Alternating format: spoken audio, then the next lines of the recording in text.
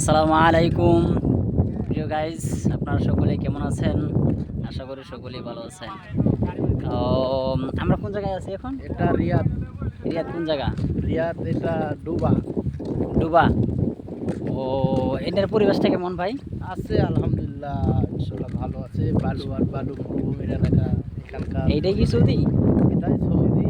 সৌদিতে তো দিনে অনেক গরম পড়ে, রাতে তো দেখতে মাশাআল্লাহ সুন্দর লাগে। দিনে তো বোঝা যায় না এটা সৌদি আরব না বাংলাদেশ। ও, তাই বুঝি। এটার গরম কেমন?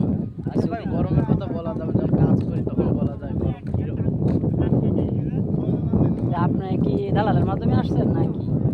দালালের মাধ্যমে তো ভাই সবাই আইছে, আমরাও আইছি। আমরা তো 8 বছর হয়ে গেছে কোম্পানিতে। ও, অনেক কষ্ট না? অনেক কষ্ট ভাই, পরিশ্রম অনেক করছে, আর ভালো লাগে না বিদেশ। ও, তাহলে চলে যাবেন। তাহলে মানুষ যে আসে, যে খালি সৌদি আসে।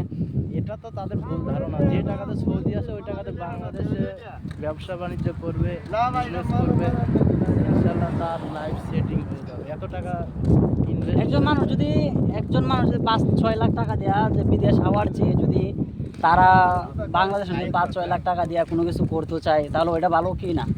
না, এখানে ক্ষেত্রে বোঝা যাচ্ছে যে একটা মানুষ যদি 5 লাখ 4.5 লাখ টাকা ইনভেস্ট করে, ইনভেস্ট করাটা সে একদম বোকামি কাজ করে। কারণ এখানে কিছু নাই, তার টাকা তুলতে লাগবে মিনিমাম 5 থেকে 6 বছর। যদি দালালের যদি কাজ কাম না দেয়, সে বাড়ি থেকে পয়সা নিয়ে এসে খাইতে হবে তাদের কোম্পানির মাধ্যমে। আলহামদুলিল্লাহ ভালো, কিন্তু এখন তো 100% 95% মিথ্যা কথা বলে দালাল।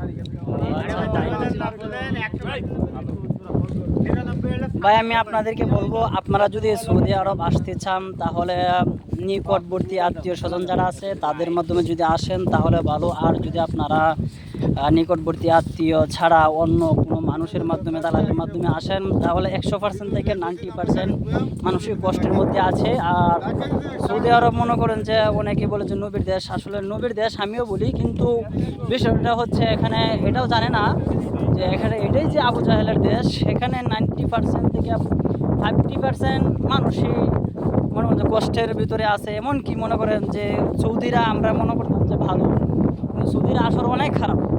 বুঝতে পারছেন যে এখানে থেকে সে ওই জায়গার পরিস্থিতি সম্পর্কে বুঝে। এই জন্য আপনারা শুধু খালি সৌদি আরব আসবেন, আসলে সৌদি আরব আসে কিন্তু বেকার থাকবেন। বুঝছেন কথাটা? তো ভালো করে যদি আসতে চান তাহলে যাচাই বাছাই করে তারপরে আসবেন, তাহলে হতে পারে যে সফলের মুখ দেখতে পারবেন। নয়তো বিভিন্ন কষ্টের সম্মুখীন হতে হবে, বিভিন্ন যন্ত্রণা কষ্ট সহ করতে হবে।